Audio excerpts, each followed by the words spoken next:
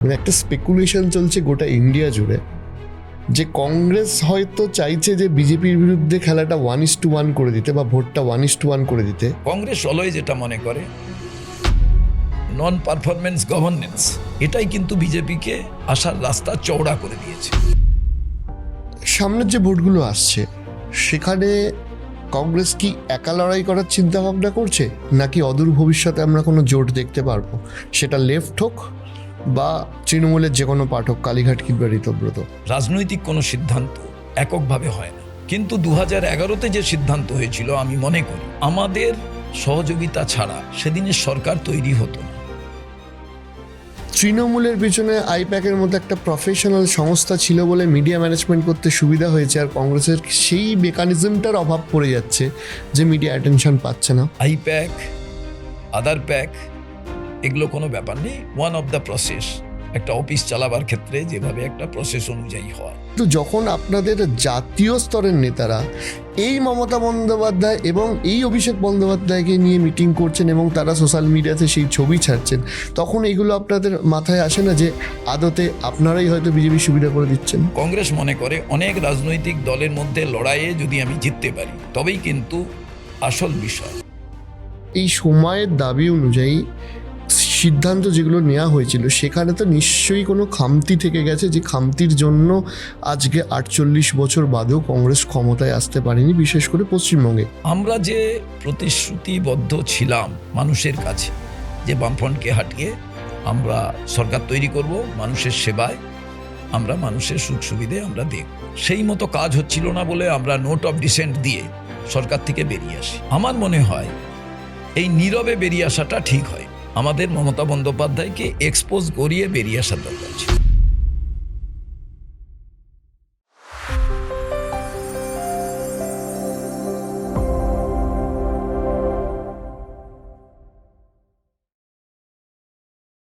কেমন আছেন বলুন?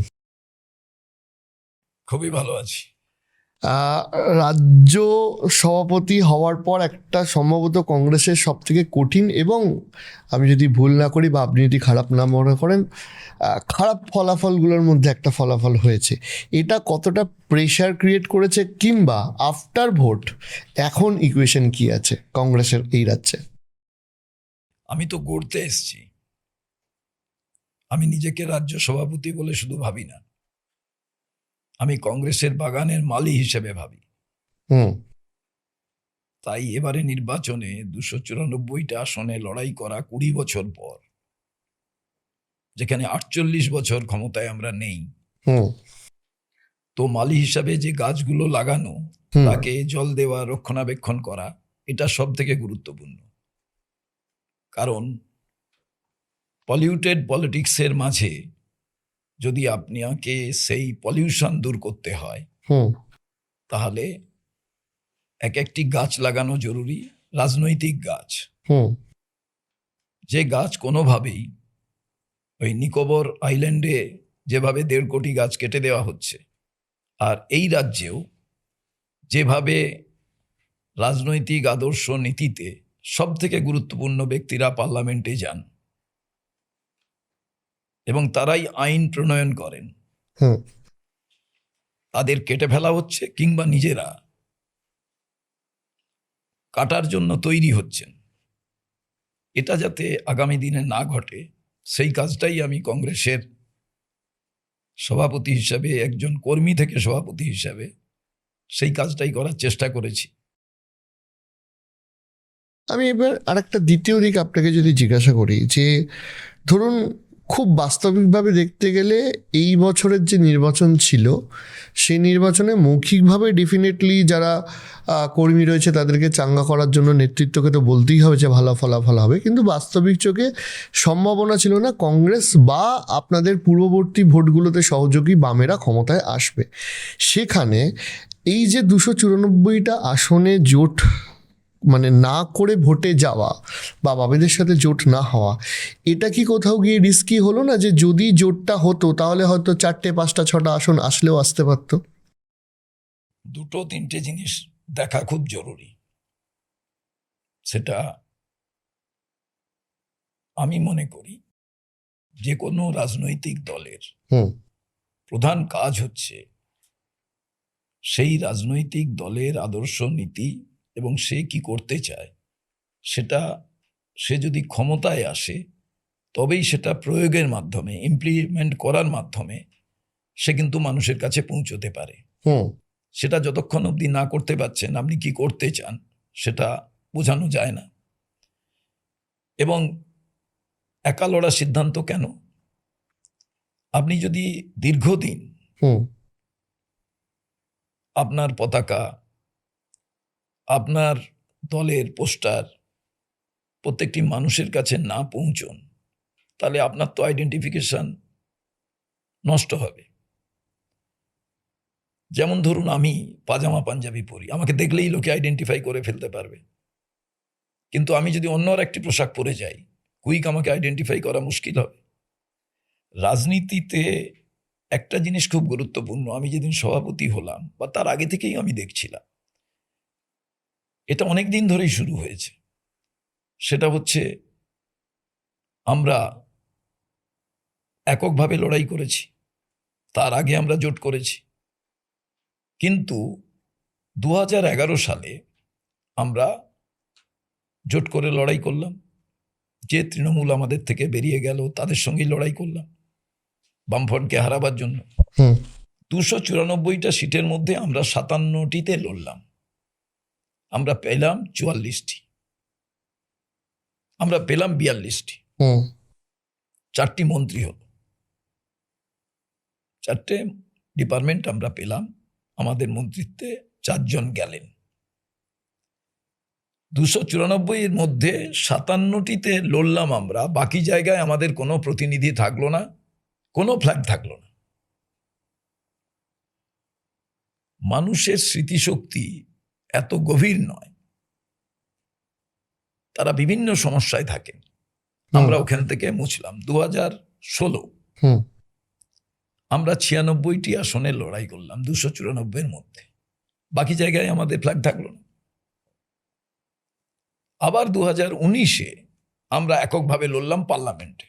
হুম এবার তারপরে আমরা দেখলাম, আমরা 2024 21 লড়লাম জোট করে, হুম আমরা ক্ষমতায় এলাম না।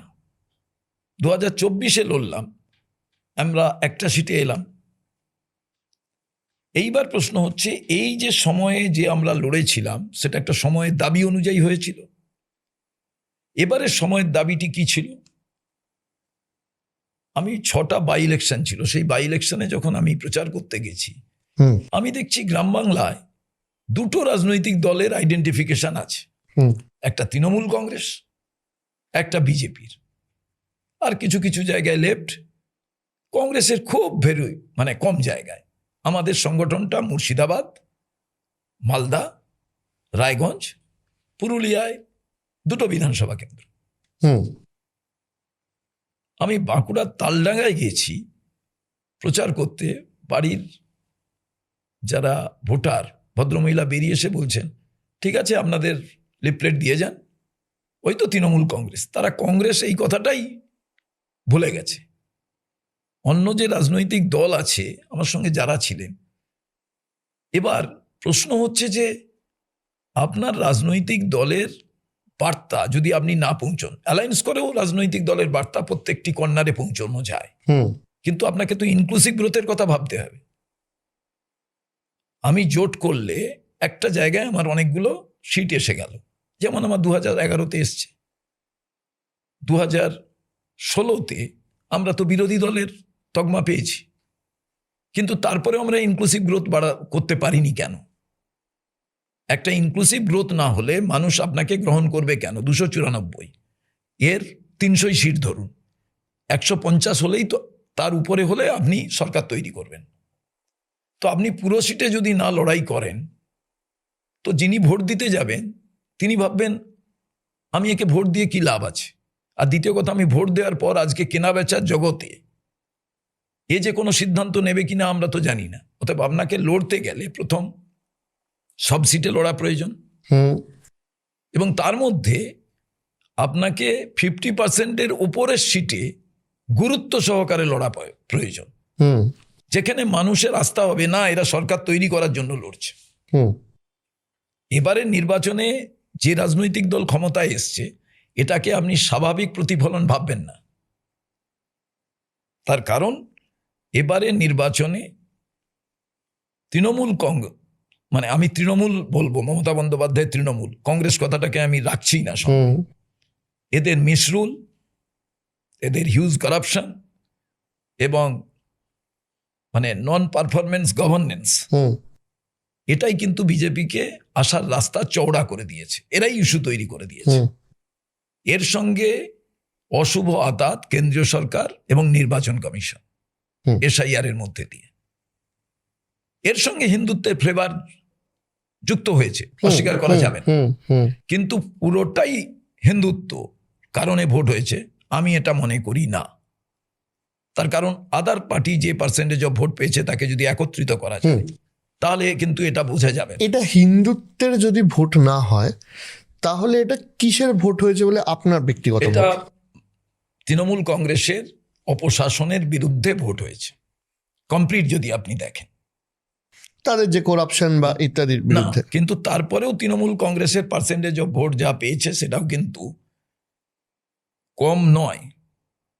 একেবারে বিজেপির ঘাড়ে নিঃশ্বাস ফেলার মতো ভোট। বাকি বামফ্রন্ট বা কংগ্রেসকে আপনি দূরে সরিয়ে রেখে যদি আপনি সবটাই দেখেন, মানে এটা তো একটা বিজ্ঞান। যে আমি আমি percentage of আমি vote। আমি আমি শুভঙ্কর বাবু এই জায়গাটায় আসবো যে আপনি রাজ্য সভাপতি থাকাকালীন বা আপনার আগে পরে যারা মানে আগে যারা রাজ্য সভাপতি ছিলেন, এটা তো বাস্তব যে কংগ্রেস না থাকলে 2011 সালে তৃণমূলের পক্ষে হয়তো ক্ষমতায় আসাটা সম্ভব ছিল না, কারণ জোট সেবার একটা বড় ফ্যাক্টর হয়ে গেছিল। দ্বিতীয়ত হচ্ছে তারপর যে লক্ষণটা দেখা গেল যে তৃণমূল আপনাদেরই দল ভাঙিয়ে তাদের দলে নেতা নিতে শুরু করেছেন। শুধু তাই নয়, বহু ক্ষেত্রে আপনাদের নেতাদের ফেক কেস এবং বহু ক্ষেত্রে এরকম অভিযোগ রয়েছে যে আপনাদের কর্মীদের শহীদ হতে হয়েছে তৃণমূল কংগ্রেসের হাতে, অভিযোগ এসছে।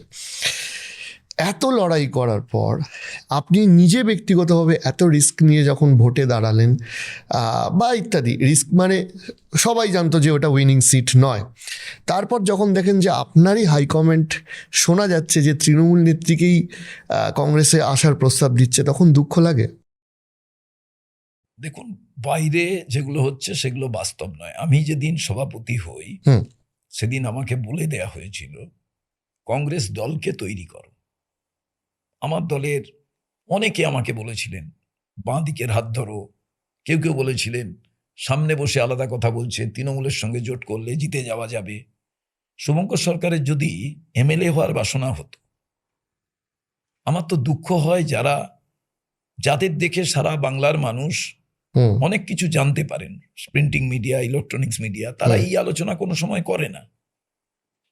এই আয়ারাম গয়ারাম যে হরিয়ানার মাটি থেকে তৈরি হয়েছিল, এদের নিয়েই আলোচনা হয়, কিন্তু তারা কোনো সময় এই আলোচনা করে না নীতি আদর্শগত দিক থেকে। কোনো ক্লাব নয় যে এখানে আজকে সই করলাম ফুটবল খেলার জন্য, কালকে ওখানে সই করলাম। আমাকে বলে দেওয়া হয়েছিল পার্টিকে তৈরি করতে হবে, এবং আমি যাকে আদর্শগত দিক থেকে রিলিজিয়াসলি নেতা হিসাবে মানি, রাহুল গান্ধী। আমি এখানে একটা জিজ্ঞাসা করছি, আমি দুটো আপনার মতামত জানাবো। 2016 মানে শুভঙ্কর সরকার 65,000 ভোট পাচ্ছেন শ্রীরামপুর সিট জোট করে।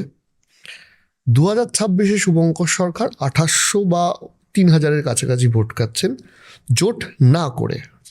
আপনি বলছেন ফ্ল্যাগ বিয়ারার থাকা উচিত, বা মানে ফ্ল্যাগটা বড় মতো তো একটা মানুষকে থাকতে হবে দীর্ঘদিন, যদি আপনি বহু সিটে জোট না করে লড়েন, সেটা যেমন ফ্যাক্টর, সেরকম তো এটাও ফ্যাক্টর যে কংগ্রেস কর্মী শ্রীরামপুর সিটে 2016 সালে আপনার পতাকা ধরেছে, সে 100% শিওর ছিল যে হয়তো এবারে সিটটা বা এই সিটটা এখন 50-50, কংগ্রেস জিততেও পারে বা নাও জিততে পারে।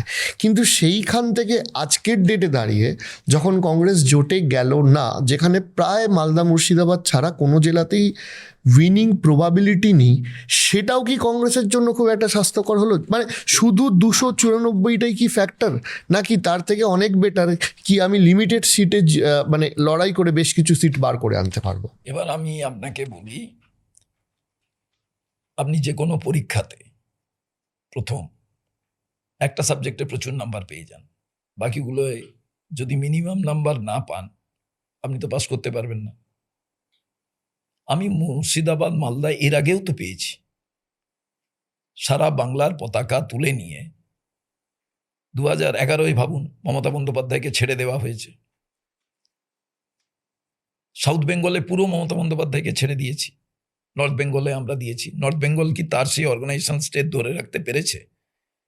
আপনি নিজে বাঁচার জন্য সবটাকে দিয়ে দিলেন, আপনি নিজেও একদিন থাকবেন না। সেটাই মুর্শিদাবাদ মালদা প্রত্যেকটি জায়গায় ঘটনা ঘটেছে। কারণ আপনি সার্বিকভাবে যদি আপনি আপনার অর্গানাইজেশন চারি জায়গায় বিস্তৃত না করেন রাজ্যব্যাপী, তাহলে হবে না। হুম। আচ্ছা, শুভঙ্কর সরকার এমএলএ এমপি হওয়া, অ্যাজ এ প্রেসিডেন্ট আমি যে সিট চাইতাম সেটাই তো আমি পেতাম।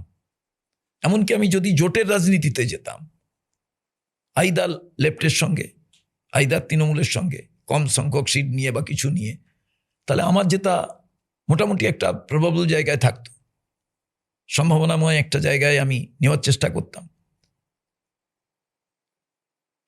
তাহলে আমি সেটা করলাম না কেন? আমি কি এমএলএ এমপি হতে চাই না? আমি মনে করি আমি এমএলএ এমপির থেকেও এতদিন যারা নিজেরা জোট করে নিজেরা এমএলএ এমপি হওয়ার কথা ভেবেছেন, তারা কি করেছেন? পশ্চিমবাংলায় অসংখ্য 294টার মধ্যে ম্যাক্সিমাম সিটে তাদের ঘাম রক্তকে ব্যবহার করেছেন, নিজেরা এমপি এমএলএ তাদের জায়গায় হয়ে গেছেন। এমপি এমএলএ হওয়ার পর তাদের ওই জায়গার অর্গানাইজেশনকে ঠিক করার দরকার ছিল, সেটা তারা করেননি। পরিণামে কি হয়েছে? কংগ্রেসটা সার্বিকভাবে দুর্বল হয়েছে।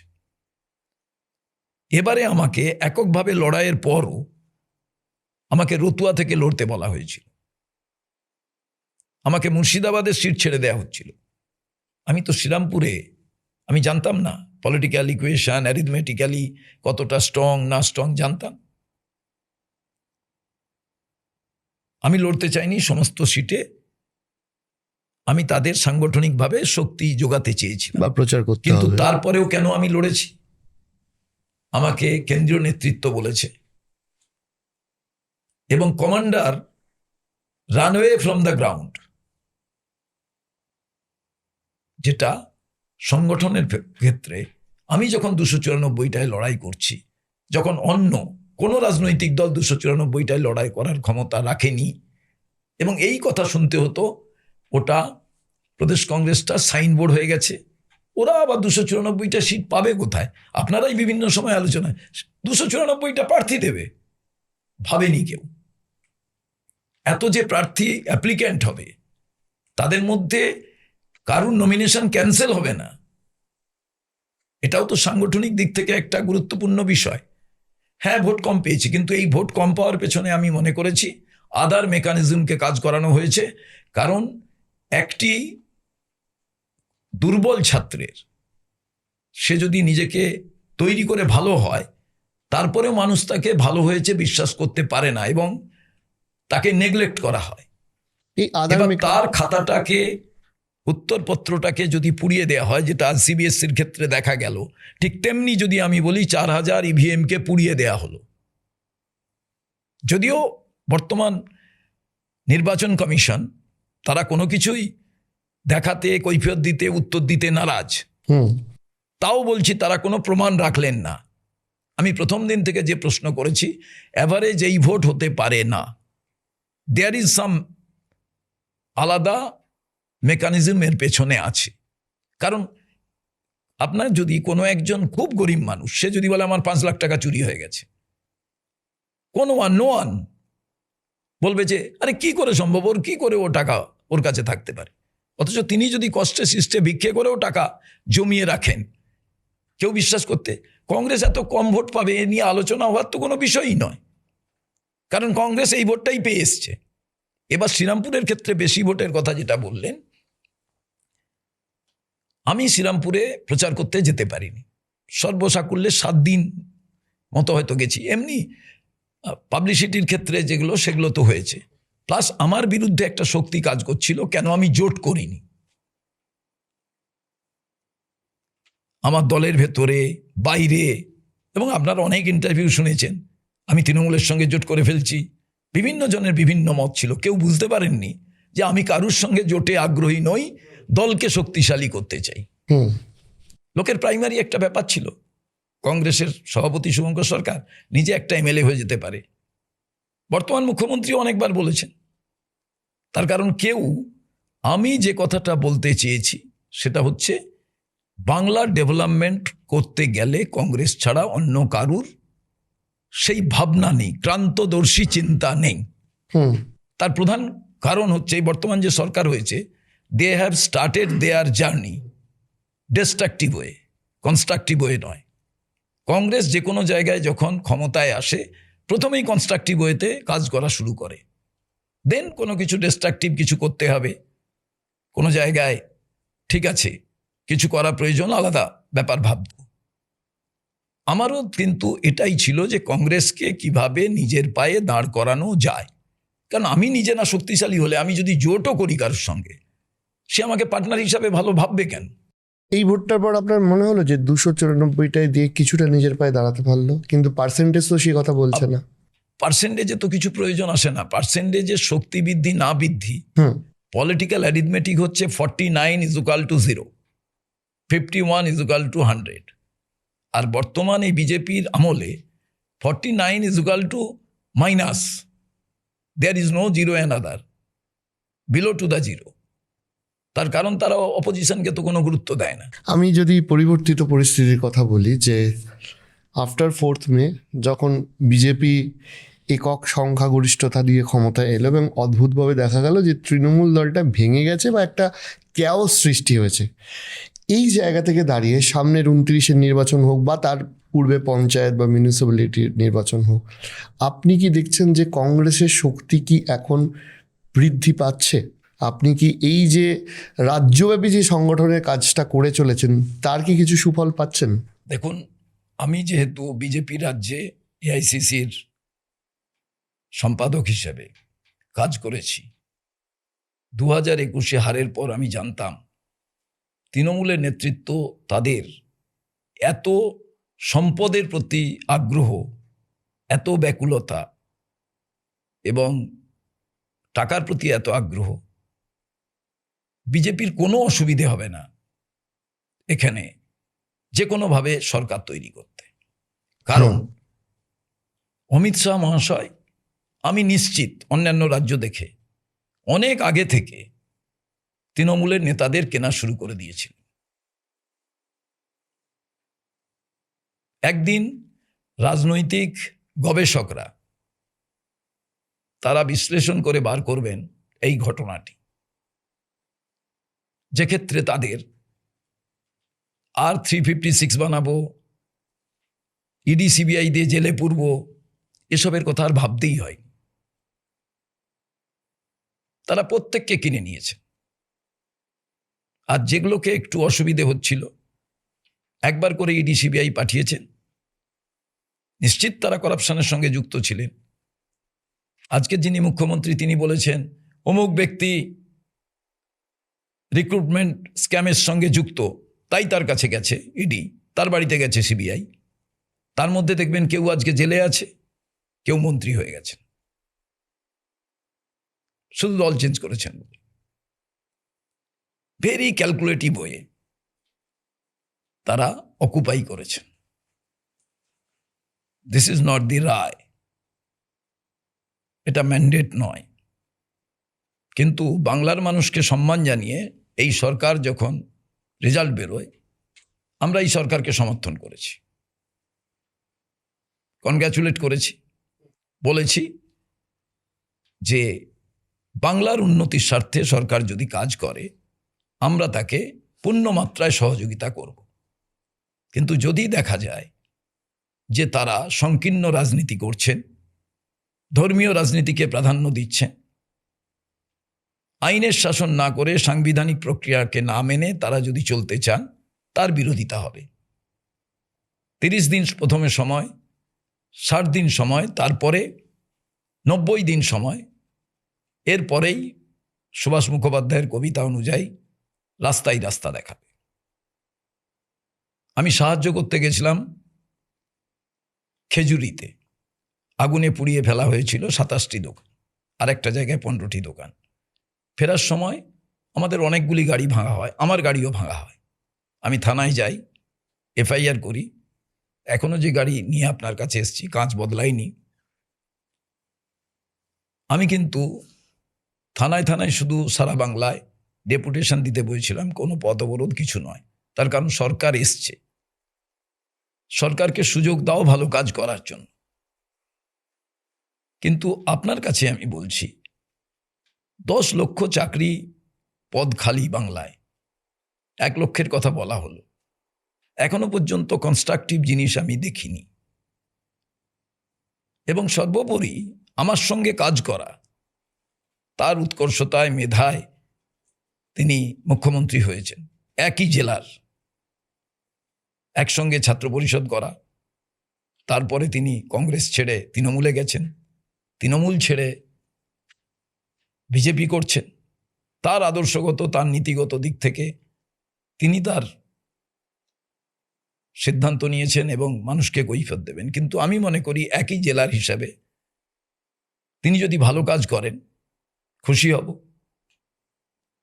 কিন্তু যখন দেখা যায় যে সঠিক কাজ নয়, আর এই সঠিক কাজের বিরোধিতা অন্য রাজনৈতিক দলের দম নেই করার, কংগ্রেস ছাড়া,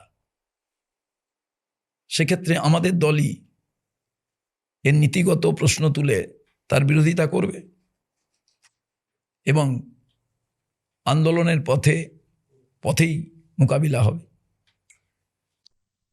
সামনের যে ভোটগুলো আসছে সেখানে কংগ্রেস কি একা লড়াই করার চিন্তা ভাবনা করছে, নাকি অদূর ভবিষ্যতে আমরা কোনো জোট দেখতে পারবো, সেটা লেফট হোক বা তৃণমূলের যে কোনো পার্ট হোক, কালীঘাট কিংবা ঋতব্রত? আপনাকে দুটো জিনিস বলি, যে কোনো জায়গায় রাজনৈতিক কোনো সিদ্ধান্ত এককভাবে হয় না। আর আমি খুব ডেমোক্রেটিক প্রসেসকে মান্যতা দিই। র্যাঙ্ক অ্যান্ড ফাইল যেটা চাইবে সেই বিষয়টি আমরা সর্বভারতীয় আমাদের নীতি নির্ধারক যে কমিটি, তার কাছে আমরা দিই, তাদের অনুমোদন সাপেক্ষেই বিষয়টি গৃহীত হয়। কিন্তু সবার উপরে যেটা খুব গুরুত্বপূর্ণ সেটা হচ্ছে সময়ের দাবি। সময়ের দাবিতে 2001-এ একক সিদ্ধান্ত হয়েছিল, তার আগে জোট রাজনীতিতে হয়েছিল, 2011-তে সময়ের দাবি অনুযায়ী এক ধরনের সিদ্ধান্ত হয়েছিল, 2016-তে সময়ের দাবি অনুযায়ী আরেক সিদ্ধান্ত, একেবারে শেষে 2026-এ সময়ের দাবি অনুযায়ী। কিন্তু 2011-তে যে সিদ্ধান্ত হয়েছিল, আমি মনে করি যে আমাদের সহযোগিতা ছাড়া সেদিনের সরকার তৈরি হতো না। আমরা যে প্রতিশ্রুতিবদ্ধ ছিলাম মানুষের কাছে, যে বামফ্রন্টকে হাটিয়ে আমরা সরকার তৈরি করব, মানুষের সেবায় আমরা মানুষের সুখ সুবিধে আমরা দেখব, সেই মতো কাজ হচ্ছিল না বলে আমরা নোট অফ ডিসেন্ট দিয়ে সরকার থেকে বেরিয়ে আসি। আমার মনে হয় এই নীরবে বেরিয়ে আসাটা ঠিক হয়নি। তার কারণ আমি পুরো নৈবেদ্য সাজিয়ে দিয়ে চলে এলাম, আর প্রসাদ বিতরণ করলো পুরো একটি রাজনৈতিক দল, তৃণমূল কংগ্রেস। কারণ আমাদের এক্সপোজ করে বেরিয়ে আসা দরকার ছিল, আমাদের মমতা বন্দ্যোপাধ্যায়কে এক্সপোজ করিয়ে বেরিয়ে আসার দরকার ছিল, যে দেখুন একত্রিতভাবে আমরা ক্ষমতায় এসেছিলাম, আমাদের এই প্রতিশ্রুতি পালনে আমরা বদ্ধপরিকর ছিলাম, সেটা হচ্ছে না, তাই আমরা বাধ্য হলাম এই সরকার থেকে বেরিয়ে আসতে, আপনাদের মতামত চাই সারা জায়গায় মিটিং করে। কিন্তু সেদিনের প্রেক্ষাপট, সময়, রাজনৈতিক পরিস্থিতির কারণে আমরা সিদ্ধান্ত নিয়েছিলাম। কিন্তু বাংলার মানুষ কি ভাবলেন? আমরা কংগ্রেসকে ভোট দিলাম, যে কংগ্রেস সরকারে থাকলে যে অন্যায় অবিচার, যে চুরি হয়েছে সেগুলোকে রুখতে পারবে। ভোট দিয়ে সরকারে আনলাম, তারপরে তো সে ক্ষমতাবান হয়ে গেল।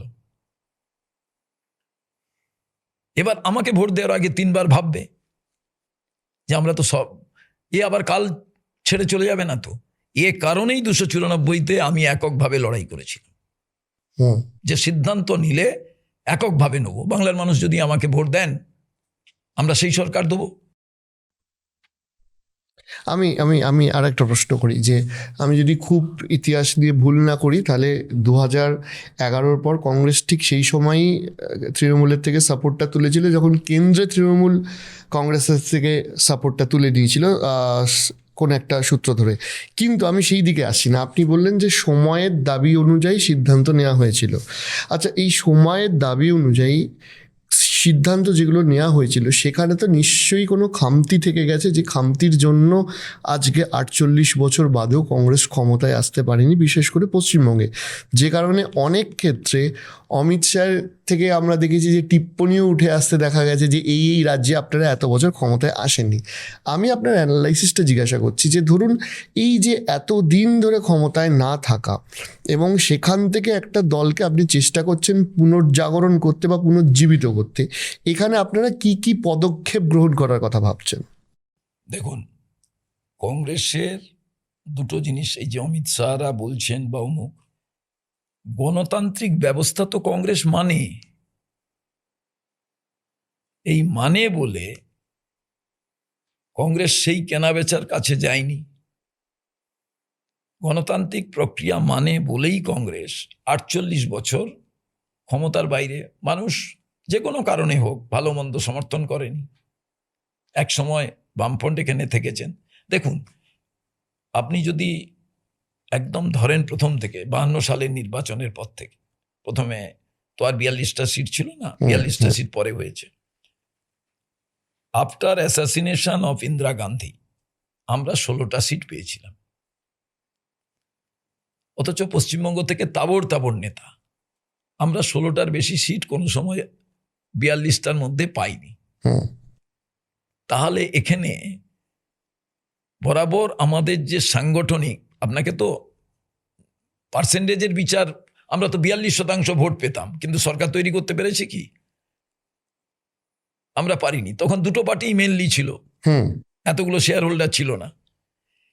এখন তো আরো বেশি, অনেক জটিল পলিটিক্সের এক একজনের ক্ষমতা আসার ক্ষেত্রে। তাহলে মানে কেন্দ্রে তারা বড় বড় নেতা সমস্ত কিছু, তারপরেও কেন আমাদের 16টার বেশি মেম্বার অফ পার্লামেন্ট আমরা জিতলাম না? তার মানে কোথাও না কোথাও অর্গানাইজেশন অ্যান্ড পারসেপশন দুটোর অ্যামালগামেশন হয়নি। এইটা যদি করতে হয়, আপনাকে এককভাবে শিখতে হবে, সে ম্যাথামেটিক্সই হোক, ইংরেজি হোক, আর অন্য কোনো সাবজেক্ট হোক। এটাও তো একটা অধ্যয়নের বিষয়, এটাও তো একটা কর্মসূচির বিষয়, এবং এটা তো একদিনে হবে না, স্টেপ বাই স্টেপ আপনার কাছে হবে। দ্বিতীয় কথা, আমাদের দলটা কোনো রেজিমেন্ট একেবারে যে মাসিক ভাতা আছে, সে স্যালারি পায়, এই রকম নয়। একেবারে যে যার একেবারে মন থেকে তার মতো করে স্বতঃস্ফূর্তভাবে নিজের ইচ্ছেই দল করে। আগামী দিনে একে যদি আপনি কোনো একটা পরিকাঠামো দিক থেকে প্রফেশনালিজমকে অ্যাডপ্ট করে, আজকে আবার ডিজিটাল সিস্টেম, তার মধ্যে আমরা এত বছর ক্ষমতায় নেই, ফাইন্যান্সিয়াল আমাদের সেই উইকনেস আছে, এগুলোকে অতিক্রম করে যদি আপনাকে যেতে হয়, তাহলে ভরসা কোথায়? নতুন প্রজন্ম। সেই নতুন প্রজন্মের একটা শ্রেণী ক্ষমতার সঙ্গে থাকে, যারাই ক্ষমতার সঙ্গে আসবে তারা থাকবে। আর মেহনতি মানুষকে তো ক্ষমতার সঙ্গে অনেক সময় থাকতে হয় এই কারণে, তার কারণ আজকে খিদে পেলে তাদের খাবার জোটাবার জন্য যাকে বাবা বলতে হয়, আবার দুদিন পরে বা 24 ঘন্টা পরে যখন খিদে পায়, 12 ঘন্টা পরে খিদে পায়, তখন খাবার যে দেয় তাকেই আবার বাধ্য হয়ে তাদের কাছেই হাত জোড়ো করতে হয়। এইটা আমাদের সামগ্রিক সিস্টেম। রাজ্য বা রাষ্ট্রের যে দায় দায়িত্ব এটা নয়, সবটার পেছনে সংকীর্ণ রাজনীতি লুকিয়ে আছে। এটা কংগ্রেস কোনোদিন এই সংকীর্ণ রাজনীতির এই করেনি। আপনাকে একটা মানে তথ্য জিজ্ঞেস করছি যে ধরুন এই যে 30 লক্ষ মানুষের নাম ডিলিটেড হয়েছে, আপনারাই বা বিজেপির ক্ষেত্রেও যদি আমি এই অভিযোগটা ধরেই নিই যে বিজেপি নির্বাচন কমিশনকে প্রভাবিত করছে। এই 30 লক্ষ, করছে নয়, আমি আমি আমি আপনার আপনি Crystal clear. হ্যাঁ আমি অ্যাকসেপ্ট করছি। আমি বলছি যে ধরুন এই অভিযোগটাই বা কি করে আসছে যে এই যে 30 লক্ষ ভোটার ছিল, এটা বিরোধী দলকেই ভোট দিতে, এর মধ্যে বিজেপির ভোটার নেই। আপনাকে দুটো জিনিস বলছি। হুম। এই সরকার হওয়ার পর ইললিগাল কনস্ট্রাকশন ভাঙতে গেল, আমি ওয়েলকাম করেছি। তবে এইটুকু আমি ওয়েলকাম করিনি যে গরিবের বাড়ি তুমি ভাঙছো ইললিগাল বলে। এই ইললিগালটা লিগাল করার জন্য যারা পারমিশন দিয়েছিল প্রথমে তাদের অ্যারেস্ট করো, হুম সেই পারমিশনটা আবার কোথা থেকে এসছে অ্যারেস্ট করো। তো আজকের যারা মন্ত্রিসভায় আছে, chief minister to others, on that time they were the minister of the that government, যে গভর্নমেন্ট এটাকে অর্ডার দিয়েছে, বা তার আগের যে লেফটের গভর্নমেন্ট ছিল। অলরাইট, এবার প্রশ্ন হচ্ছে যে কোনো জাজ বলে ইললিগাল ল্যান্ড, ইললিগাল কনস্ট্রাকশন, একে ডিস্ট্রয় করো। হুম, ওকে, হুম এইবার 2024-এর নির্বাচন, যে ভোটাররা ভোট দিলেন এই ভোটাররাই হচ্ছে ল্যান্ড। হুম সেই ল্যান্ডের ওপরে দাঁড়িয়ে কনস্ট্রাকশন হয়েছে, হুম এই ভোটাররা ভোট দিয়েছেন, তাই পশ্চিমবাংলা থেকে মেম্বার অফ পার্লামেন্টরা জিতেছেন, সেই মেম্বার অফ পার্লামেন্টরা মিনিস্ট্রি ফর্ম করেছেন, তাতে প্রধানমন্ত্রী হয়েছেন, হোম মিনিস্টার হয়েছেন, ডিফেন্স মিনিস্টার হয়েছেন। এই ভোটাররা যদি ল্যান্ড হয়ে থাকে আর ওরা যদি কনস্ট্রাকশন হয়ে থাকে, তো এই ল্যান্ডটা অবৈধ বলে আপনি ঘোষণা করলেন। পশ্চিমবঙ্গে 7 কোটির ওপরে জনতা, তার মধ্যে 6 কোটি হচ্ছে 67 লক্ষ এরকম। আপনি এবার বললেন যে 58 লক্ষ প্রথমেই বাদ, হুম 27 লক্ষ অ্যাডজুডিকেশনে, টোটাল আর রেস্ট অফ দ্য টোটাল মিলে 91 লক্ষ। তাই এটা যদি আপনার অবৈধ, তাহলে এদের ভোট পেয়ে যিনি এমপি হয়েছেন তিনি অবৈধ, সেই এমপির সাপোর্টে যিনি প্রধানমন্ত্রী হয়েছেন তিনি অবৈধ। তাহলে ইললিগাল কনস্ট্রাকশন যখন ভাঙছো ইললিগাল ল্যান্ডের ওপরে, so this is the illegal land. those who are the voter at the time of they have cast the vote in favor of BJP, that parliament member, তারা এটা করেছে, এই মিনিস্ট্রি, এই প্রধানমন্ত্রী, এই home minister তারা ঠিক করেছেন। তাহলে কোনটা ঠিক কোনটা বেঠিক? এই যে আপনি বলছেন এতে বিজেপির ভোটার ছিল, রামের ভোটার ছিল, এইটা নয়। তার কারণ হচ্ছে এই যে জ্ঞানেশ কুমারজি অ্যান্ড আদার, তারা যে ফর্মুলাটা অ্যাপ্লাই করেছিলেন, এতগুলো মানুষ মারা গেলেন, কোনো বিচার কোনো কিছু ব্যাপার নেই, কেন গেলেন, নীতি বারে বারে পরিবর্তনের কারণে, এবং সুপ্রিম কোর্টের ইন্টারভেনশন। ফার্স্ট আমার এটা ডিমান্ড ছিল কংগ্রেস পার্টি থেকে, এবং মমতা বন্দ্যোপাধ্যায় সুপ্রিম কোর্টে গেলেন, তিনি প্লিড করলেন, সেইটা সবাই দেখতে পেলেন। আমি যেহেতু চিফ মিনিস্টার নই, আমিও কিন্তু ওয়ান অফ দ্য পিটিশনার ছিলাম। কেউ এটা লেখেনি, 1 লাইন 2 লাইন, ওই প্রথম দিন কেসের দিন বাকি ফাঁকা। তার কারণটা হচ্ছে হুম আজকের দিনে নো ম্যান ইজ ইম্পার্শিয়াল। আমি পলিটিশিয়ান, আমি তো আমার দলকেই ভালো বলবো, আমার দল যদি কিছু খারাপ হয় যুক্তি তর্কে আমি বলবো that's and that's, but why other people are keep and mum? তারা কেন বলছে না white white, black is black? আমি আপনার একটা মতামত চাইবো যে আপনি বললেন যে আপনিও একজন পিটিশনার ছিলেন, ঠিক আছে, কিন্তু মমতা বন্দ্যোপাধ্যায়ের বিষয়ে মিডিয়া অ্যাটেনশনটা বেশি পায়। আচ্ছা, এইটা কি শুধুমাত্র C was chief minister on that time এটার জন্য, নাকি তৃণমূলের পিছনে আইপ্যাকের মতো একটা প্রফেশনাল সংস্থা ছিল বলে মিডিয়া ম্যানেজমেন্ট করতে সুবিধা হয়েছে, আর কংগ্রেসের সেই মেকানিজমটার অভাব পড়ে যাচ্ছে যে মিডিয়া অ্যাটেনশন পাচ্ছে না? আপনাকে আমি দুটো কথা বলি, সেটা হচ্ছে অস্বীকার করে লাভ নেই। মমতা বন্দ্যোপাধ্যায় যখন যুব কংগ্রেসের সভানেত্রী, আমি ছাত্র পরিষদের সভাপতি। Mamata Bandyopadhyay C was a street fighter, but good administrator নয়, অ্যান্ড সে কারণেই তিনি স্টেটসম্যান হতে পারেননি, কিন্তু স্ট্রিট ফাইটার, এ নিয়ে কোনো সন্দেহ নেই। আমরা ইতিহাস বিকৃত করি না। 21শে জুলাই যে প্রোগ্রাম হবে 1993 সালে 21শে জুলাই তিনি নেতৃত্ব দিয়েছিলেন, কংগ্রেসের নেতারাও নেতৃত্ব দিয়েছিলেন, হুম কিন্তু পরবর্তী ক্ষেত্রে তার পদস্খলন হয়, যে কারণে তিনি ফাইল খুলতে পারেননি, কমিশনের রিপোর্ট বার করতে পারেননি। এবং এই শহীদ দিবসটিকে জৌলুসে ভরে দিয়েছিলেন, আড়ম্বরতায় ভরে দিয়েছিলেন, যোগদান মেলায় ভরে দিয়েছিলেন, ক্ষমতার প্রদর্শনের জায়গা হিসাবে বেছে নিয়েছিল। আমি সভাপতি কোনোদিন হব এটা তো ভাবিনি, কোনো সময় মনে হয়েছিল কোনোদিন যদি সুযোগ হয়। হুম প্রথম যেদিন আমি সভাপতি হই সেদিন আমি ভেবেছিলাম কংগ্রেসের, যুব কংগ্রেসের পতাকা নিয়ে যারা তাদের শরীরের রক্তে সেই পতাকা ভিজিয়ে ফেলেছিল, সেই পতাকার সম্মান রক্ষার্থে শহীদ দিবস আমাদের পালন করতেই হবে। তাই 21শে জুলাইয়ের এই শহীদ দিবস।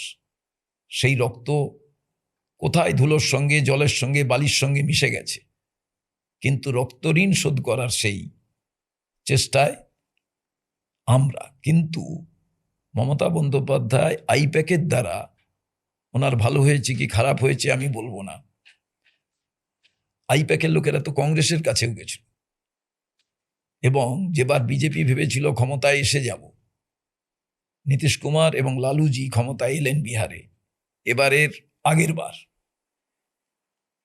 আপনাদের মনে আছে নীতিশ কুমারকে ব্যাক করেছিল আইপ্যাক, মানে ম্যানেজমেন্ট দেখছিল, তার থেকে বেশি সিট পেয়ে গেছিল লালুজিকে যখন জিজ্ঞেস করেছিল, বলে হাম লোক রাজনীতিবিদ হ্যায়। দুটো জিনিসকে মাথায় রাখবেন, কে নেতা হয়। প্রথমে হচ্ছে গুড অর্গানাইজার, গুড ম্যানেজার। এই গুড অর্গানাইজার আর ম্যানেজারের ঘাড়ে পা দিয়ে যারা, মাথায় হাত বুলিয়ে যারা এন্টার সিচুয়েশনকে কন্ট্রোল করতে পারে, তারা হয় নেতা। তো আইপ্যাক, আদার প্যাক, এগুলো কোনো ব্যাপার নেই। ওয়ান অফ দ্য প্রসেস, একটা অফিস চালাবার ক্ষেত্রে যেভাবে একটা প্রসেস অনুযায়ী হয়। যেমন দেখবেন মমতা বন্দ্যোপাধ্যায়ের ডাকে ভিড় হতো, মুকুলদা মারা গেছেন বলার উচিত নয়, এক কোণে দাঁড়িয়ে বলতো এদিকের ভিড় ওদিকে যাও, ওদিকের ভিড় ওদিকে যাও, লোকে ভাবতো মুকুলদা কত ক্ষমতাবান।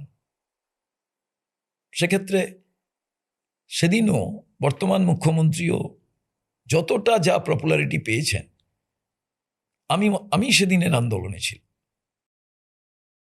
এটা বললে হবে না। কিন্তু আবার বর্তমান মুখ্যমন্ত্রী, তারও কোনো মেধা উৎকর্ষতা একেবারে ছিল না তা নয়। যে যেখানে পৌঁছন তার নিজের কিছুটা আলাদা সত্তা তৈরি হয় বলেই তো তিনি সেখানে পৌঁছন।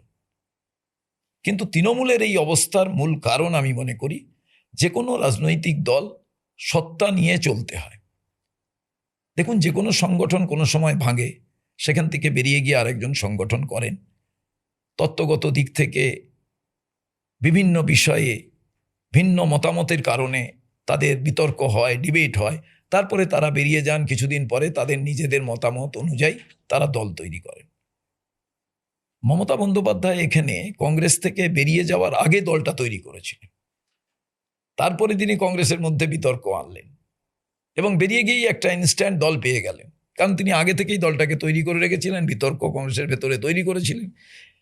বিতর্ক তৈরি করার পর বেরিয়ে গিয়ে দল তৈরি করেননি, আগে দল তৈরি করে বিতর্ক শুরু করেছিলেন, গিয়ে ইনস্ট্যান্ট যাতে একটা আগে থেকেই প্ল্যাটফর্ম পাওয়া যায়, তাই জন্যই দল তৈরি করে রেখেছিলেন। কিন্তু মজাদার ব্যাপার হলো, এরকম দল বহু তৈরি হয়। আজকে এই পরিণতিটা কেন হলো? এই পরিণতির মূল কারণ, কংগ্রেসে তো বহু সময় হেরেছে, জিতেছে, যে কোনো রাজনৈতিক দলের এটা বিষয়। উনি কংগ্রেসের নাম যুক্ত করে দিলেন সবগুলোর সঙ্গে, তৃণমূল কংগ্রেস, তৃণমূল ছাত্র পরিষদ, তৃণমূল যুব কংগ্রেস, তৃণমূল সেবা দল, পুরোটার সঙ্গে তৃণমূল। তার মানে একটা নকল ব্যাপারকে লালন পালন করলেন। এবং তৃণমূল নির্বাচনের পর প্রাসঙ্গিকতা হারাচ্ছিল। এই অপ্রাসঙ্গিককে প্রাসঙ্গিক করলো কে? বিজেপি। তার কারণ বিজেপি জানে তৃণমূল যদি অপ্রাসঙ্গিক হয়ে যায় কংগ্রেসের শক্তি বৃদ্ধি হবে। বিজেপির কাছে কংগ্রেস থ্রেট, এবং কংগ্রেস থ্রেট বলেই ওরা বিজেপি তৃণমূলকে বাঁচিয়ে রাখবে, নিজেদের সরকারি বিরোধী দল শ্যাডো বিরোধী দলে পরিণত করেছে।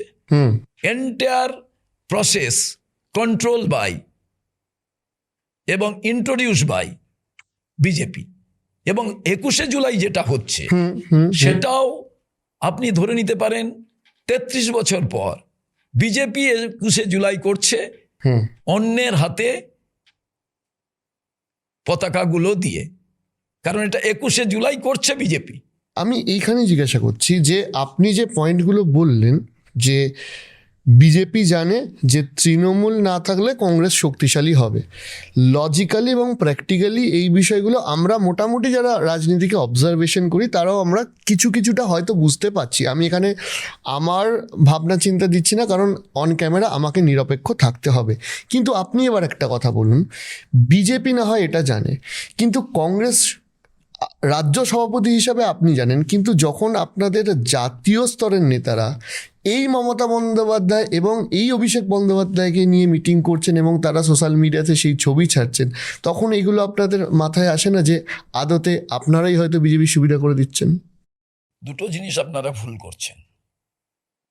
কংগ্রেস যে রাজনৈতিক বাতাবরণ অ্যাটমসফিয়ারে বিশ্বাস করে, এটা যদি না করত, multi party, multi culture, multi opinion থাকতো না, এতগুলি রাজনৈতিক দলের তৈরি হতো না।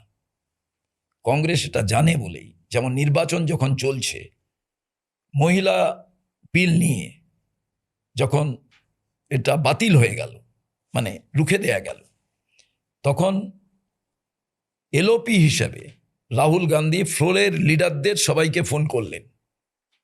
ভেবে দেখুন, সবার বাড়িতে, মানে সবাইকে ফোন করলেন। এখানের মিডিয়ারা কি করলেন? সঙ্গে সঙ্গে দেখানো শুরু করলো গর্দি মিডিয়ারা, রাহুল গান্ধী অভিষেক বন্দ্যোপাধ্যায়কে ফোন করেছে। এরকম প্রত্যেক রাজ্যে আলাদা যে রাজনৈতিক দল আছে, কারণ ছোট ছোট রাজনৈতিক বা আঞ্চলিক দলগুলো মিলে তো তারা একত্রিতভাবে ইন্ডিয়া প্ল্যাটফর্মটা তৈরি করেছিল। আপনি জানেন ম্যানেজমেন্টের সবথেকে গুরুত্বপূর্ণ বিষয় সেটা হচ্ছে ছোট ব্যবসায়ীরা নিজেরা যখন বাঁচতে চান, বড় ব্যবসায়ীর কর্মকাণ্ডকে রুখতে চান, তখন তারা জোট গঠন করে, তাকে বলে বিজনেস কম্বিনেশন। এখানেও বিজেপি তানাশাহির বিরুদ্ধে, মনুবাদী চিন্তার বিরুদ্ধে আরএসএসের সবাই যখন যে যার আলাদা আইডিওলজি, আলাদা চলার পথ, এগুলোকে পরিহার করে একত্রিত হয়েছিলেন যে ভারতবর্ষের সংবিধানকে বাঁচাতে হবে। অতএব কংগ্রেস সেখানে যখন লিড করছিল, কংগ্রেসকে সমস্ত যখন এই একটা ভালো কাজ তারা করলেন যে পার্লামেন্টে একত্রিত হলেন, শ্রীরামপুরে কি করলো? পোস্টার ব্যানার তৈরি করে দিল, দেখো রাহুল গান্ধী টু অভিষেক বন্দ্যোপাধ্যায়, ফোন শুভঙ্কর সরকার কোথায়? Immaterial, union of India, federal structure, concept is separate. এইটুকু পলিটিক্যাল দৃষ্টিভঙ্গি না মিডিয়া না কারুর আছে, নেই তা বলবো না। আপনার যদি ভেস্টেড ইন্টারেস্ট পেছনে থাকে তাহলে তাকে আপনি দেখাবেন না। এক, দুই হচ্ছে এরপরে দুটো জিনিস। তার আগে কি হলো? রাহুল গান্ধী মেঘা প্রেস কনফারেন্স করে ঐতিহাসিক, যেটা কোনো দিন হয়নি, হরিয়ানা, মহারাষ্ট্র এবং কর্ণাটকের একটা লোকসভা নির্বাচন দেখালেন, সারা ভারতবর্ষ দেখালো, ইন্টারন্যাশনাল প্রেস থেকে শুরু করে বাদ থাকলো না। তার দুদিন পরে তার বাসায় সমস্ত ইন্ডিয়া জোটের লোকেদের সঙ্গে কথাবার্তা বললেন। আমি সেদিন দিল্লিতে, দেখা গেল প্রথম রোতে সিপিএম পার্টির সেক্রেটারি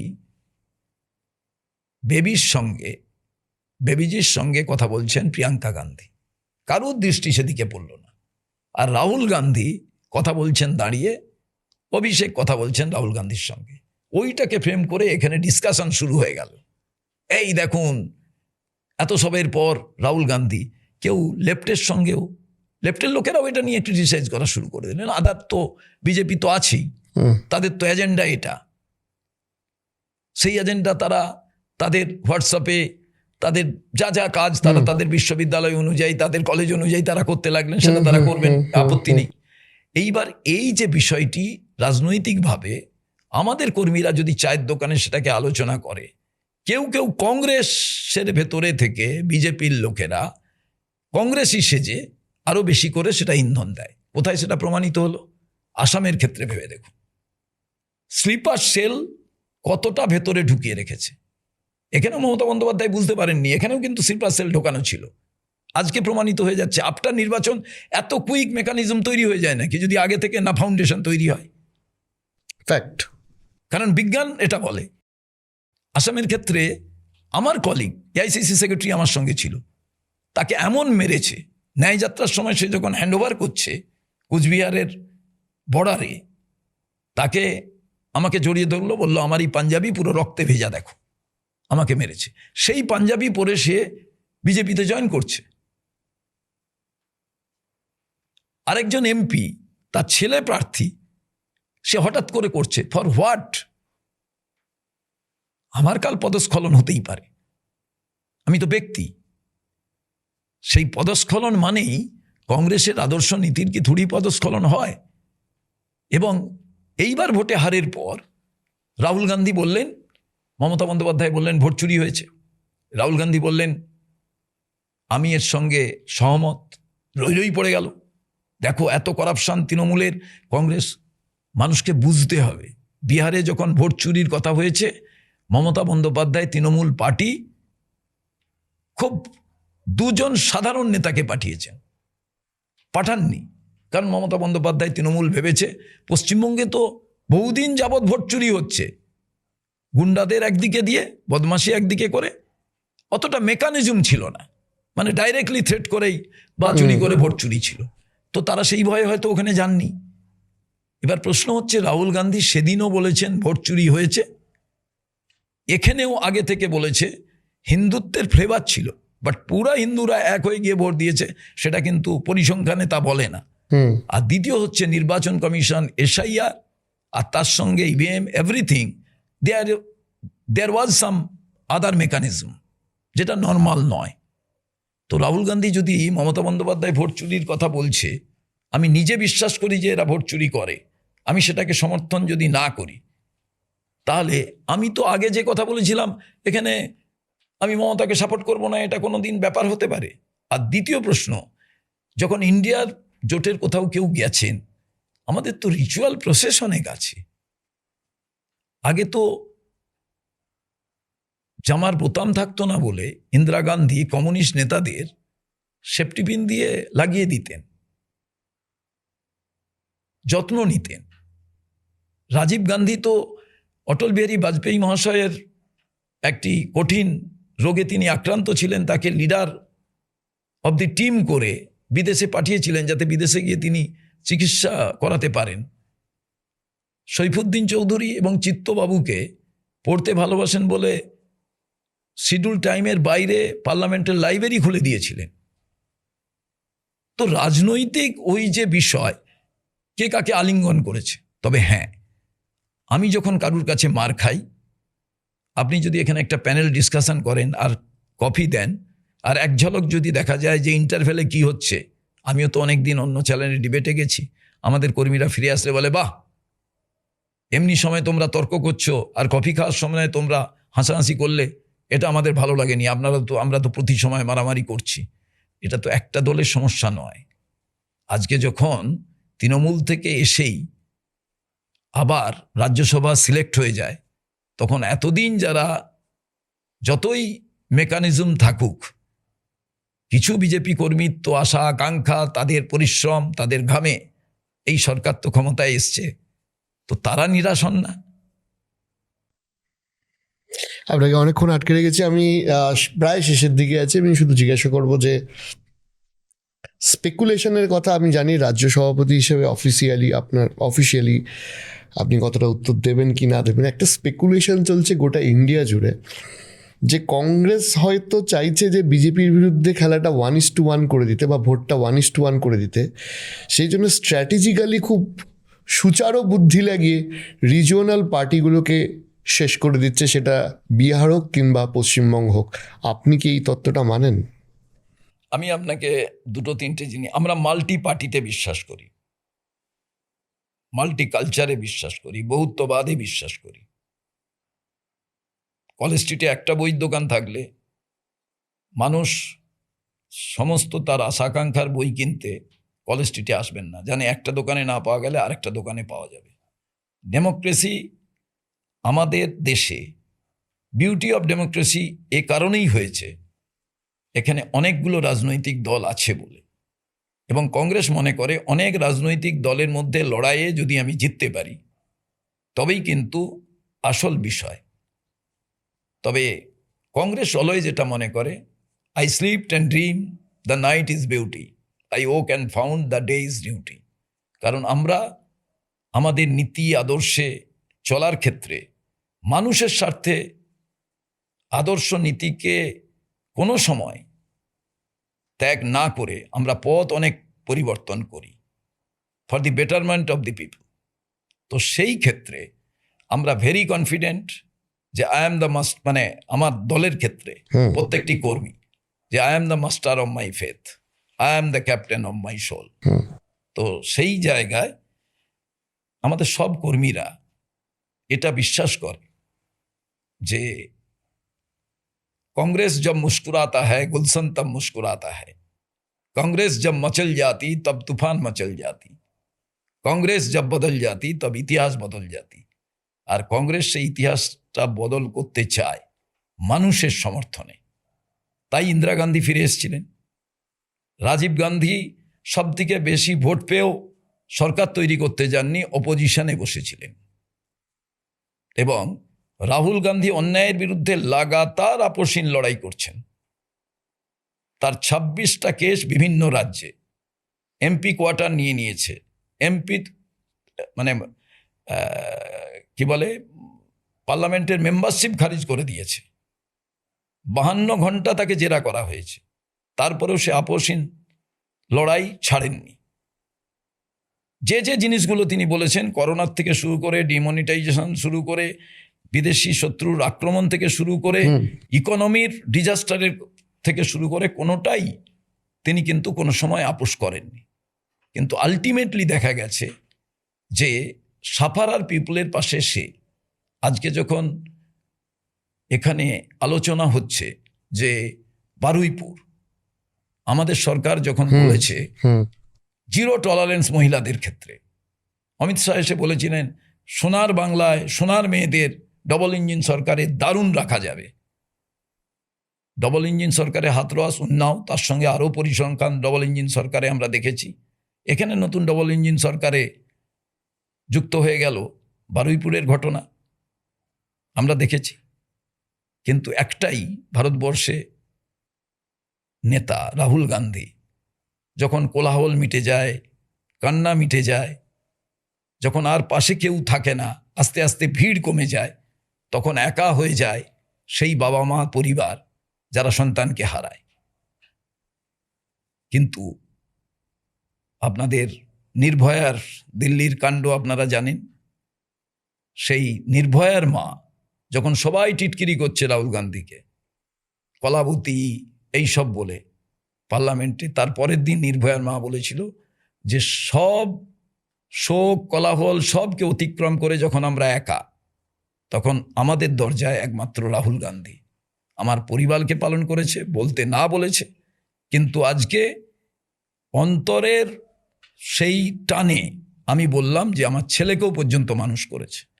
অতএব কংগ্রেসের সঙ্গে তুলনা কোনো রাজনৈতিক দলের আমার একদম শেষের দিকেই আছি। স্টিল আপনি যখন বিদেশি শক্তির আক্রমণ নিয়ে কথা বললেন, তখন একটা প্রসঙ্গ বা বিজেপির একটা প্রচার নিয়ে কথা ওঠে যে আমাদের লড়াইটা দেশের জন্য ওই রকমই যে যখন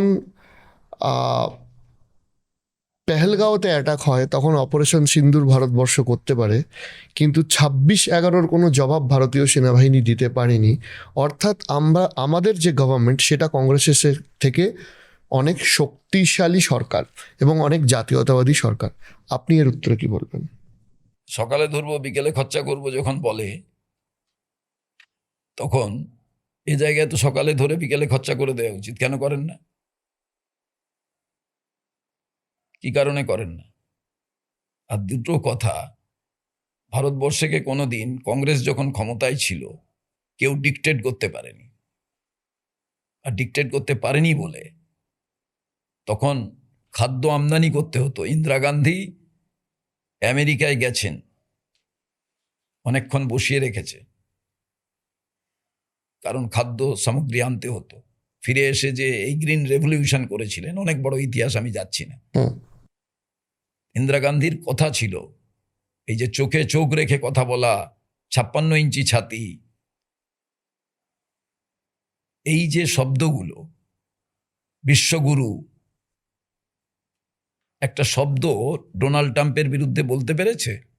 ইন্দিরা গান্ধী বলে এসেছিলেন, big not so big as they think, a birth can be delayed, cannot be stop. Who said it? Indira Gandhi. একটা শব্দ দেখতে পেয়েছেন? একটা শব্দ দেখতে পাবেন না। আজকে একই বন্ধনীতে ফেলে দেয়া হলো ভারতকে এবং পাকিস্তানকে। ওরা সন্ত্রাসবাদী কার্যকলাপ করে। আর কি বলেছে ডোনাল্ড ট্রাম্প? আমি বললাম বন্ধ করে দেয়া হলো। তার কেন রিপ্লাই হলো না? না, তুমি ভুল বলছো। অপারেশন সিঁদুর, তারপরে তো বাড়ি বাড়ি সিঁদুর নিয়ে যা শুরু হয়েছিল, সবাই এবার যখন যা যা করলো তা জানেন। যতবার নির্বাচন এসছে ততবার সেনাকে কুরবানি দেওয়া হয়েছে, এবং আলটিমেটলি আপনি ভাবতে পারেন যে আপনার কাছে কোনো ইনফরমেশন থাকবে না, আপনার কোনো ইন্টেলিজেন্স ব্রাঞ্চ থাকবে না, তাদের পারফরমেন্স থাকবে না। যখন ওগুলোকে ইউটিলাইজ করে আর নির্বাচন জেতা যাচ্ছে না, আদার থিং, প্রত্যেকটা ভোটের আগে এক একটা ক্যাচি জিনিসকে ব্যবহার করা, যার সঙ্গে ইকোনমির কোনো রিলেশন নেই, স্থায়িত্বর কোনো রিলেশন নেই। চাইনিজ সৈন্য এসে 10 জনকে মেরে দিয়ে গেল, তারপর প্রধানমন্ত্রী বলছে আক্রমণ করেনি। ডিমনিটাইজেশনের সময় বলছে 50 দিন আমায় সময় দাও, চৌমাথার মোড়ে নিয়ে গিয়ে তারপরে যা শাস্তি হবে দিও। 100 জন মারা গেল। No one is accept. এই ডেথকে কেউ মানছে না। পার্লামেন্টের ভেতরে আলোচনা নেই। মনমোহন সিং যখন প্রধানমন্ত্রী, টাকার দাম যা পড়ছে, তখন বলছে সিংজির টাকার দাম যত বয়স বাড়ছে টাকার দাম ততটাই পড়ছে। অপমানজনক কথাবার্তা। আজকে টাকার দাম কত? তো আমি একজন এই দেশের নাগরিক হিসেবে আমার প্রধানমন্ত্রীকে, আমি তো মিথ্যে কথা বলছি এই কথা বলতে পারি না। প্রধানমন্ত্রীর কাছ থেকে তো প্রধানমন্ত্রী সুলভ কথাবার্তা আমি চাই। কি ধরনের কথাবার্তা? এক গ্লাস জল আছে, উনি বক্তৃতা দিচ্ছেন বিশ্ববিদ্যালয়ের সামনে, সবাই হাততালি দিচ্ছেন যে এখানে হাফ গ্লাস জল আছে, আমি এটাকে অর্ধেকটা ভর্তি নাহলে অর্ধেকটা খালি বলতে পারি। এবার কেমন বলবো আমার সেটা বিষয়। আরে হাফ ভর্তি হাফ খালি হয় না, খালি বলে জিনিস কিছু হয় না, ওখানে হাওয়া থাকে, বিজ্ঞান সেটা বলে। তো এরকম বহু জিনিস আছে, মেনে নেওয়া যাবে। আমার ক্ষেত্রে আরটিআই করা যাবে, আপনার ক্ষেত্রে করা যাবে না। আবার বলছে যে আইন সবার জন্য এক হওয়া উচিত। What for? এক দেশ এক আইন। তাহলে আপনি আপনার জন্য আলাদা আইন, আমার জন্য আলাদা আইন। বড় বিচিত্র ব্যাপার। তোমার সঙ্গে থাকলে বিনোবা ভাবে, আমার সঙ্গে থাকলে হর্ষদ মেহতা। আজকে শ্যামাপ্রসাদ মুখোপাধ্যায়কে নিয়ে পড়েছেন এদিকে। আমায় শ্যামাপ্রসাদ মুখোপাধ্যায়, বাচ্চা ছেলেকে কি রচনা লেখাবেন আপনারা ক্লাসে? যে 1942 সালে 9ই আগস্ট ভারত ছাড়ো আন্দোলন, কুইট ইন্ডিয়া মুভমেন্টের বিরোধিতা করে যিনি ইংরেজকে চিঠি লিখেছিলেন। মুখোপাধ্যায়কে নিয়ে কংগ্রেস কি মনে করে, এটা একটু আপনার থেকে ক্লিয়ার করা। দেখুন, পণ্ডিত মানুষ, তার ভোট, এই পশ্চিমবাংলা দিবস এইসব যে বলেছে, একটা ভোট তার ছিল। 2টো ভোট ছিল জ্যোতিবাবুর এবং রতনলাল বম্বের, বাকিগুলো ছিল সব কংগ্রেসের। কি করে তিনি ধারক বাহক হন? দ্বিতীয় কথা, এই ব্যক্তি কলকাতা বিশ্ববিদ্যালয়ের উপাচার্য ইউনিয়ন জ্যাককে স্যালুট করেনি বলে একটি ছেলে বেত্রাঘাত করেছিলেন। তারপরে সব ছাত্ররা স্ট্রাইক করে, উনি 2টো ছাত্রকে রাস্টিকেট করেছিলেন। সুভাষচন্দ্র বসুর কাছে এবং শরৎচন্দ্র বসুর কাছে গেছিলেন যে হিন্দু মহাসভাকে সমর্থন করার জন্য। তখন সুভাষ বসু বলেছিলেন, কোনো এই রকম দল যে রাজনীতিতে ধর্মের বিষয়কে আনবে তাদের আমরা কেউ সমর্থন করি না। মুসলিম লীগ কিংবা হিন্দু মহাসভাকে সমর্থন করা যাবে না। তার থেকেই কনফ্রন্টেশন। এবং যখন বিখ্যাত সাংবাদিকরা জিজ্ঞেস করেছিলেন যে আপনি তো মন্ত্রী ছিলেন, আপনি তো কংগ্রেসের, কেন এইরকম? বলে, কংগ্রেস করতে গেলে অনেক সময় লাগবে নেতা হতে। হিন্দু মহাসভা করলে কেউ নেই, তাড়াতাড়ি নেতা হওয়া যাবে। আর কংগ্রেস করতে গেলে জেল খাটতে হবে, ভাই নেহেরু সুভাষের মতো জেল খাটা যাবে না। তো এগুলো তো সব রচনায় লিখতে হবে। এমনি এমনি বিখ্যাত হয়ে গেলে সুভাষ বোসের সম্বন্ধেও তো লেখা প্রয়োজন। তার সঙ্গে এটা তুলনা হয়, যতই স্ট্যাচু বানান না কেন। রাজনৈতিক সম্ভাবনাময় এবং রাজনীতিতে সব সম্ভাবনাই খোলা থাকে। যেরকম আপনার কথা অনুযায়ী যে ভবিষ্যৎ এবং সময়ের দাবিতে বিভিন্ন রকম সম্ভাবনা খোলা আছে, কখনো হাইকমান্ডের নির্দেশে যদি মমতা বন্দ্যোপাধ্যায়ের নেতৃত্বকে মানতে হয়, আপনারা কি মানবেন? বা জোট করতে হয়, আপনারা কি সেটা করবেন? 2টো জিনিস আমার কাছে প্রাধান্য। যেটা আমার নেতা, আমি সোনিয়াজির সঙ্গে কাজ করেছি, রাহুল গান্ধী খাড়গেজির সঙ্গে কাজ করছি, প্রিয়াঙ্কা গান্ধী, ভেরি ইন্টারেস্টিং। যে কোনো মহিলার কাছে ভালো, যেটা কেউ আজ পর্যন্ত বলেনি। কার্ল মার্কস থেকে শুরু করে হোয়াটএভার যত তত্ত্ব দার্শনিক, মহিলারা যে একটা শ্রেণী, লড়কি হুঁ তো লড় সকতি হুঁ। প্রিয়াঙ্কা গান্ধীর যে এই যে একটা আলাদা শ্রেণী তৈরি করা, যে they can fight for their own cause, এটা যে একটা বড় ব্যাপার। তার সঙ্গে সঙ্গে আপনি আমাকে বলুন, সেটা হচ্ছে রাজনীতির সম্ভাবনাময় শিল্প, যেটা দিয়ে আপনি এটা শুরু করলেন কথাটা। পলিটিক্স হচ্ছে আর্ট অ্যান্ড পসিবিলিটিজের একটা জায়গা।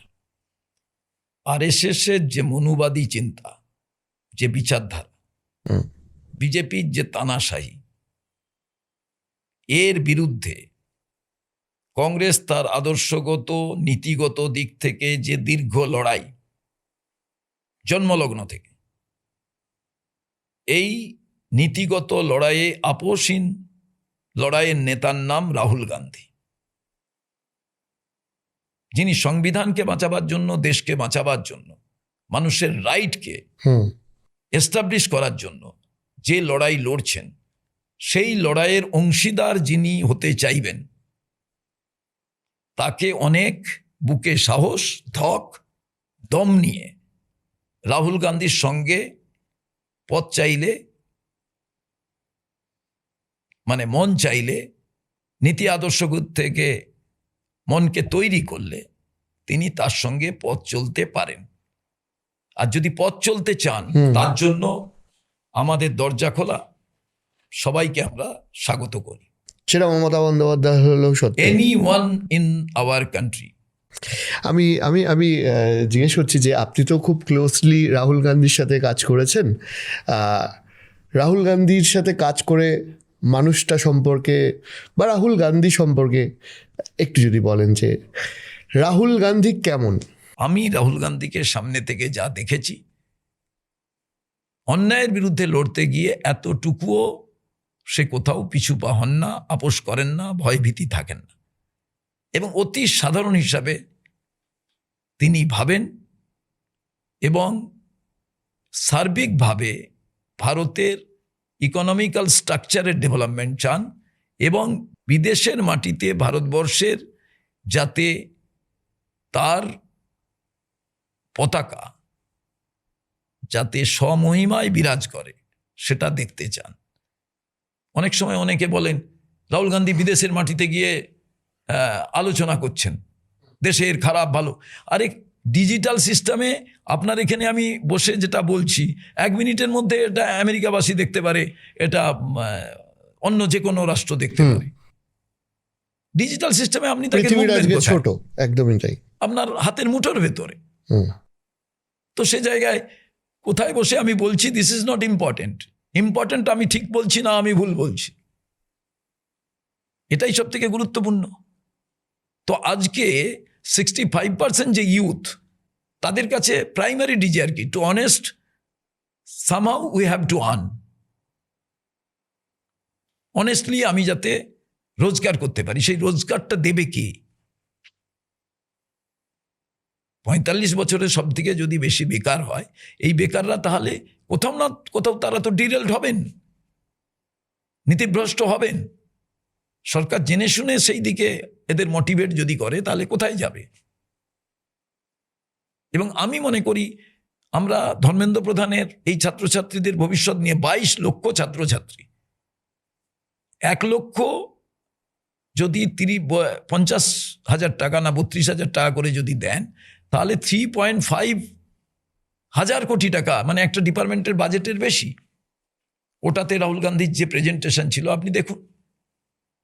আজকের দিনে রাহুল গান্ধী আমার ধারণা সব থেকে বেশি পপুলার নেতা, যে সত্যি কথা বলার জন্য। সে তো কংগ্রেসেরও কেউ কিছু ভুল করলে তার ক্রিটিসাইজও করেন, নিজেও যদি কোনো সময় কোনো ভুল সিদ্ধান্ত নেন সেটাও বলেন। তো এইরকম নেতা আমার মনে হয় যে রাজনীতির ক্ষমতার ভোটের জন্য কিনা জানি না, কিন্তু মানুষের জন্য এবং আগামী প্রজন্মের কাছে খুব গুরুত্বপূর্ণ বিষয়। আমার একদম শেষ প্রশ্ন থাকবে, দেখুন যে স্ট্যাচারে পলিটিক্সটা আপনি ছাত্র জীবন থেকে করে এসছেন, আমার বিশ্বাস, আপনি ক্যামেরার সামনে স্বীকার করুন বা না করুন, আমার বিশ্বাস করতে খুব কষ্ট হবে যে আপনার কাছে তৃণমূল বা বিজেপির কোনো অফার আসেনি। কিন্তু তারপরেও আপনি পলিটিক্সে থেকে গেছেন, কংগ্রেস করে গেছেন গর্বের সাথে, আজকে রাজ্য সভাপতি। এবং আমি খুব কম রাজ্য সভাপতিকে দেখেছি যিনি সিকিউরিটি গার্ড ছাড়া একদম সাধারণ মানুষের মতো একটা গাড়ি নিয়ে ঘুরে বেড়ায়। আপনার কাছে এই পলিটিক্সটা কি, আমি পডকাস্টে একদম ব্যক্তিগত প্রশ্ন জিজ্ঞেস করি না, কিন্তু এটা না জিজ্ঞেস করে পারলাম না, পলিটিক্স বা রাজনীতি আপনার কাছে কি, এবং একজন রাজনীতিবিদ হিসাবে আপনি কিরম জীবনযাপন করতে চান? দেখুন, আমি অতি সাধারণ, দারুণ মেধাসম্পন্ন নয়। আমি অতি সাধারণ হিসাবে আমি কোনো সময় এক সময় আমি যখন ছাত্র রাজনীতি করেছি, আমার উঁচু দরের নেতাদের দেখেছি আমি এরকম হতে পারবো, বাসনা থেকেছে, চেষ্টা করেছি। আবার তার থেকেও আবার যখন সেখানে পৌঁছেছি, তার উপরের যে জায়গা, এআইসিসি দপ্তরে যখন যেতাম ছাত্র রাজনীতি যুব রাজনীতি করার সময়, ভাবতাম এখানে এই বড় বড় নেতারা বসেন, গ্যাটগিল বসেন, এখানে এই বড় বড় সমস্ত নেতারা বসেন যারা দিকপাল, যাদের বই আছে, যাদের নিয়ে আলোচনা হয়, ইকোনমিক্স, এই মানে চিন্তার বাইরে কারা কারা বসছেন।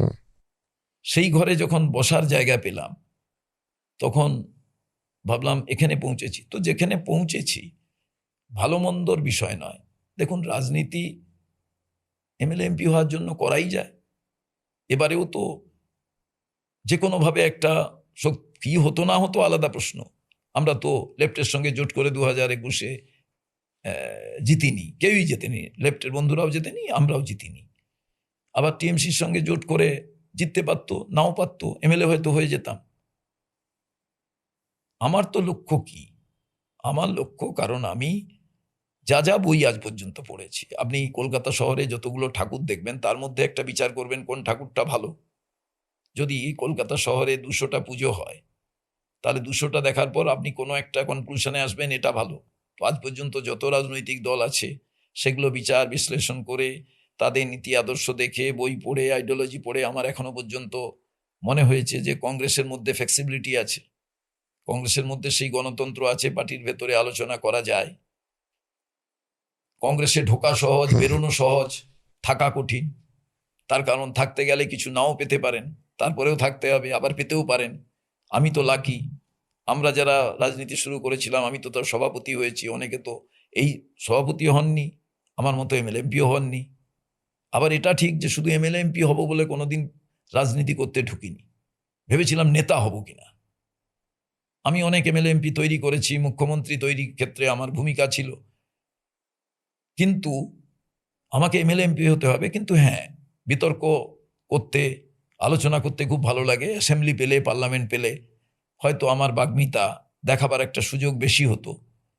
কিন্তু এটাও ভালো লাগে প্রত্যেকদিন মানুষের সঙ্গে কথা বলে, ইন্টারাকশন করে, বাসে ট্রামে গিয়ে মানুষ কি বলছে সেটা জানা, দেখা, কত সমস্যা মানুষের মধ্যে, এগুলোকে দেখার বিষয়। তো দল ছাড়ার কথা ভাবিনি, কিন্তু এই 200টা পূজার পর ধরুন একটা নতুন পুজো শুরু হলো, সেই পুজোয় আমি চলে গিয়ে আকর্ষিত হয়ে গেলাম। মানুষ কাল বাদে কি করবে কেউ জানে না।